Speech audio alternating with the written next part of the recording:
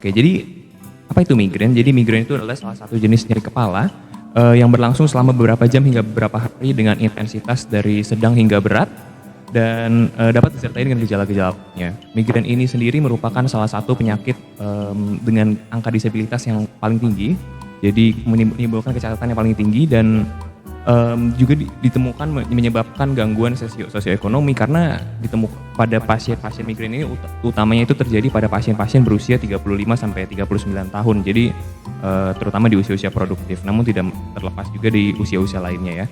Klasifikasi sedikit mengenai migrain dan sakit kepala secara umum dibagi menjadi dua, yaitu sakit kepala primer atau merupakan jadi sakit kepalanya itu merupakan penyakitnya dan bukan disebabkan oleh penyakit lainnya, atau sakit kepala sekunder yang berarti ada suatu penyakit yang mendasari nyeri kepala itu sendiri, contohnya seperti tumor, infeksi ataupun trauma pada kepala.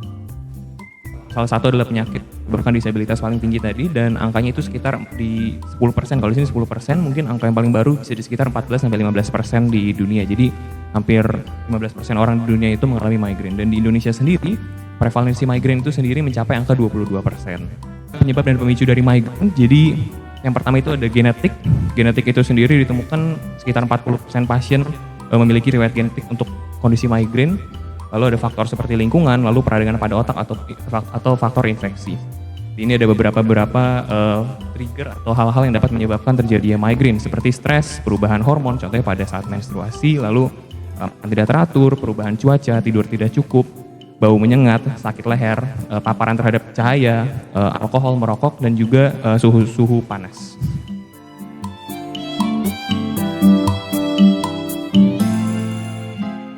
Disclaimer dulu ya, jadi mungkin Bapak Ibu ketika di poliklinik tuh bertanya ya, kenapa sih ini dokternya lama banget kalau wawancara? Padahal saya sakit kepalanya sekarang, kok ditanyanya zaman dulu sih, zaman saya sekolah kan udah 30 tahun yang lalu. Kenapa ditanyakan juga gitu ya. Nah di sini yang ingin kami tekankan adalah nyeri kepala itu keluhannya subjektif Bapak Ibu. Itu yang dirasakan oleh pasien, bukan oleh orang lain. Jadi yang tahu nyeri kepalanya seperti apa itu pasien. Makanya kami dokter di poliklinik mungkin bertanyanya agak panjang, agak luas, lengkap. Waktunya juga kadang tidak sebentar. Karena kita bertanya dari lama apakah ada hubungannya dengan nyeri kepala yang sekarang. Terkadang mungkin juga ibu-ibu bapak-bapak bertanya, perasaan ini kayaknya tidak berhubungan ya sama nyeri kepala saya yang sekarang gitu. Tapi percayalah Bapak Ibu, karena nyeri kepala itu subjektif dan yang merasakan adalah pasien, dokter itu penting sekali untuk mengetahui hal itu, untuk nantinya kita ramu menjadi diagnosis yang memang efektif untuk Bapak Ibu. Nah, nyeri kepala sendiri itu merupakan sensasi yang tidak nyaman. Jadi tidak nyaman di daerah kepala, itu akibat segala hal yang merusak atau berpotensi untuk mengakibatkan adanya kerusakan di bagian kepala, struktur bagian kepala, yaitu di dalam otaknya ataupun di luar.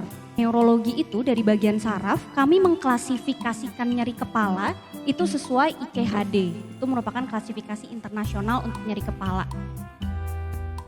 Sebenarnya ketika Bapak Ibu bilang saya nyeri kepala nih, sebenarnya ada perjalanan yang Bapak Ibu lewati sebelum akhirnya ke fase nyeri kepala. Tadi mungkin Dokter Muda Christopher juga sudah bicara ya mengenai ada namanya prodromal. Prodromal itu dimana gejala sebelum muncul tuh serangan nyeri kepala. Yang kedua adalah aura tadi, ada gejala saraf yang muncul sebelum nyeri kepala itu ada. Contohnya gimana? Contohnya tadi seperti matanya kok burem ya, kok kayak ngelihat cahaya-cahaya ya, nanti dijelaskan lebih lanjut. Yang ketiga adalah serangan nyeri kepalanya.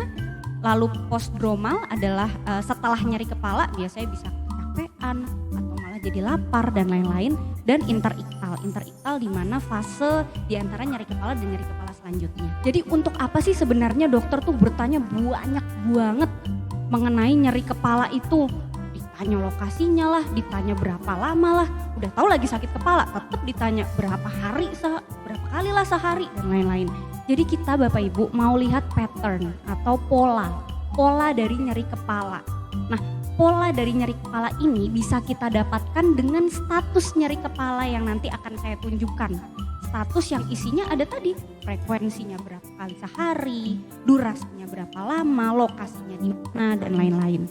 Lalu kita juga mau lihat dimensinya.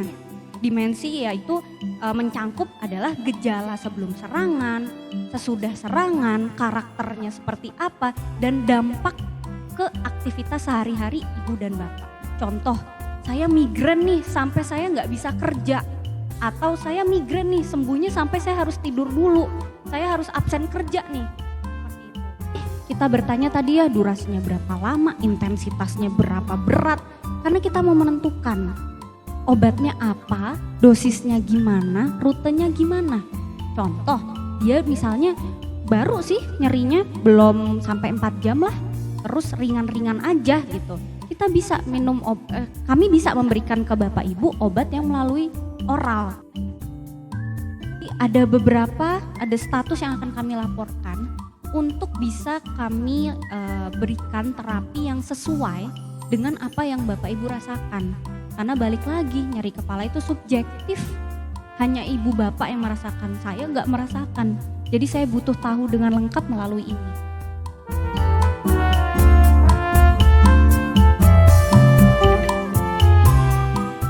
Istilah pusing, kita pun jadi dokter harus ngomong ini maksudnya adalah pusing nyeri kepala atau pusing gangguan keseimbangan.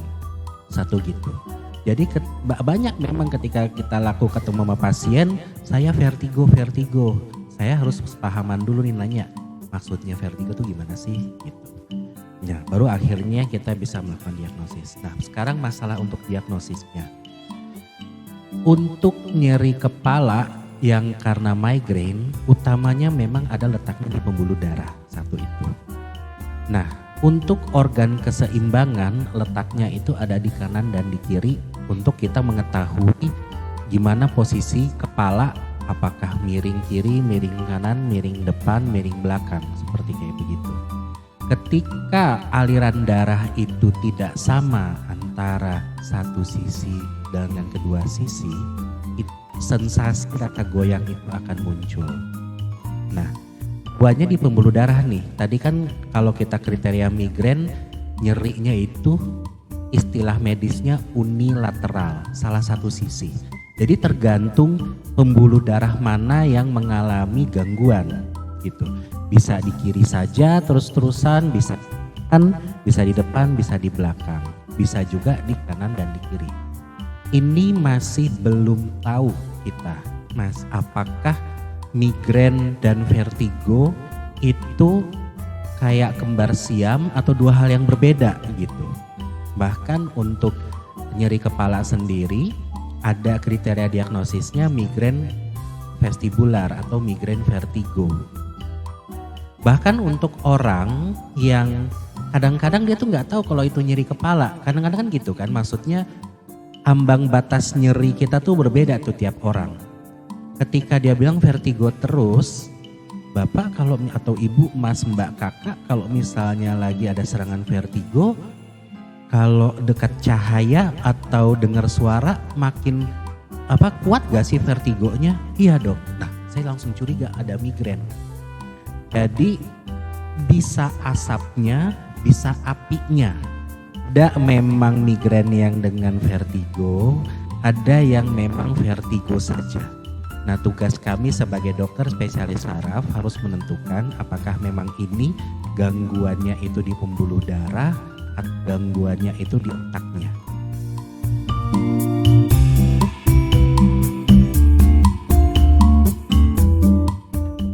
Nyeri kepala pada autoimun itu bisa menjadi salah satu tanda gitu.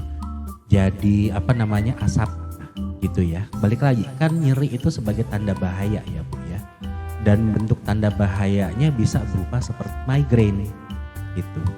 Tapi menghubungkan mana ini ayam, mana ini telur, ya, yang mana duluan itu tugas kami untuk menentukannya. Saya biasanya kerjasama, kami itu maksudnya dokter ya Bu ya, dokter spesialis yang sudah terlatih, biasanya harus berdiskusi dengan dokter penyakit dalam. Dari penyakit dalam ini autoimun atau bukan, jawab dulu iya atau tidak gitu. Kalau dari kadang-kadang untuk menentukan autoimun mereka sendiri pun juga pusing gitu karena banyak variasinya gitu loh ya. Ya, ibarat kata kalau misalnya nasi goreng mau nasi goreng mana? Nasi goreng Jepang, nasi goreng Padang, nasi goreng kayak gitu. Pertama jawab dulu ini autoimun atau bukan. Nanti baru kita akan evaluasi gitu apakah nyeri kepalanya memang ada hubungannya dengan autoimun atau tidak. Biasanya kita evaluasi dengan headache diary. Makanya kita butuh diary nyeri kepala gitu. Kita butuh ngelihat polanya. Kita nggak bisa datang langsung bilang Anda adalah nyeri kepala karena autoimun, nggak bisa. Harus ngelihat data secara komprehensif. Karena kalau nggak nanti terapinya juga salah gitu. Itu yang menjadi masih usaha kami di keilmuan kedokteran untuk menentukan mana yang namanya nyeri kepala tidak ada hubungan dengan autoimun atau nyeri kepalanya ini ada hubungannya dengan autoimun. Karena akan sangat beda ketika kita menyatakan nyeri kepalanya karena autoimun. Makanya kadang-kadang kalau bisa ditanya ketika saya sendiri juga nggak jelas, saya harus sholat istiqoroh dulu sebenarnya nih dari data yang ada nih kayak gitu juga nih. Begitu sih ya. Tapi kembali lagi kepada hasil labnya bagaimana, autoimunnya memang sudah dinyatakan atau tidak. Dan kalau autoimun itu kita ada istilahnya flare atau lagi menyala gitu ya. Nah itu kita biasanya gimana nih pas lagi menyala, ada hubungannya nggak nyeri kepalanya sama itu begitu.